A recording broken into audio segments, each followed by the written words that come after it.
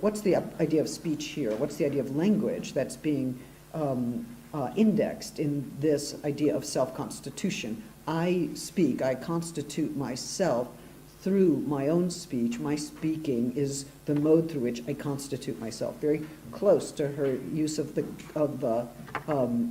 Kant's notion of reflective judgment or aesthetic judgment, in which judgment produces its own principles in the act of being made, right? So radical self-generation at this moment through speech, and speech is this self-constituting business. Okay, so keep that in mind. Then let's keep in mind that she is constantly saying to think is with myself, keep company with myself. That also implies a relation to others, ambiguous. What is that relation to others? There's some pretty clunky ways of describing that relation to others. For instance, with Eichmann, she says he failed to think from the standpoint of somebody else, or he failed to think in the presence of others, or with respect to the presence of others. But actually, if we were to declunkify that particular phrase, which leaves us kind of confused, well, what would that be? And actually consider that one thinks not only in relation to others, but by virtue of a certain kind of appeal that is made, a certain mode of address that is made. In fact, none of us say I without being taught that I from some kind of address from elsewhere. Like nobody becomes capable of self-reference without first being referred to from elsewhere. And here in the Heidegger, he says quite clearly on page 49, after taking aim at people who use platitudes to describe the state of the world today, they describe what by its nature is indescribable because it lends itself to being thought about only in a thinking that is a kind of appeal, a call, and therefore must at times become a scream. Okay, so there's an appeal, a call to the world, or an appeal or a call, a scream to destroy the platitude in order to start to fathom the world. And of course with the mother who speaks, I mean there's a mode of address there which produces this open, voracious listening on the side of the son. And we have kind of modes of, what we have, I think, in both of these cases is a certain notion of a mode of address without which there can be no thinking. An appeal, a call from elsewhere, from something that is not me, that disrupts me and actually instigates my thinking as a consequence. So if there's a splitting up of the self, it splits up by virtue of being called from elsewhere, being hailed from elsewhere. And I think that there might even be a kind of dispossession of self that happens by virtue of that call. But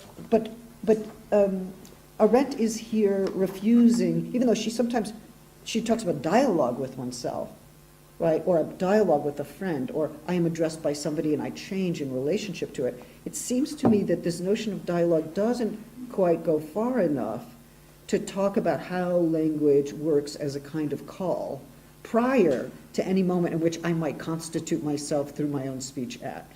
So there's a kind of generation of a very strong-willed I, or even a sovereign I, who's capable of constituting itself through its own speech, which I find very problematic and obviously does depart both from her own ideas of plurality and sociality, which I think are indeed the strongest contributions she has to make, but clearly also she's not listening to Heidegger anymore. She's not receiving that call, right? So there's certain calls that are being shut down.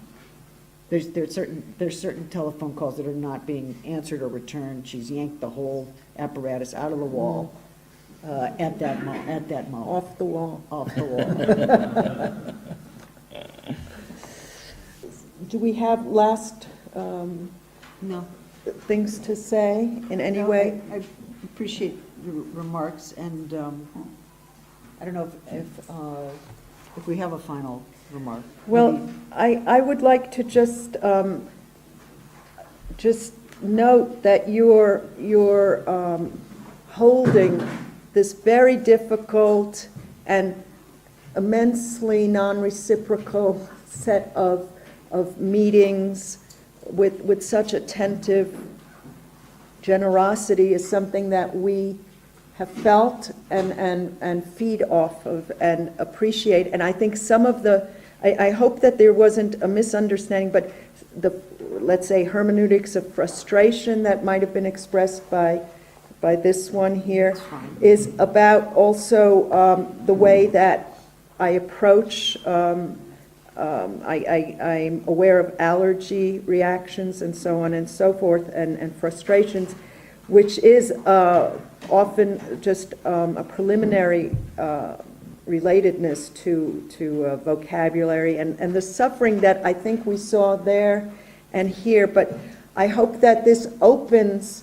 a space for considering some of the, let's say, the tensions that we have articulated and disarticulated in very different ways in our meetings here this season, which is to say also the relationships that are difficult sometimes to gather and consider between different moments of activity or thinking and action, urgencies, emergencies, and what it means to open oneself and heed the word of the other, even if it comes through as inappropriable, even perhaps inappropriate, the alien unsaid.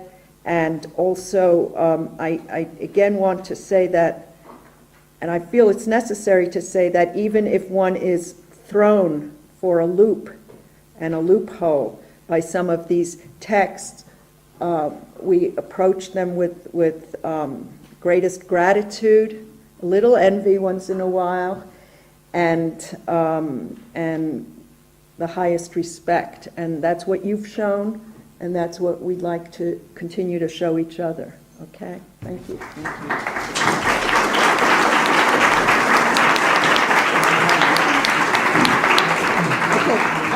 For those of you who'd like to see the interview on television, we're going to just put it back on.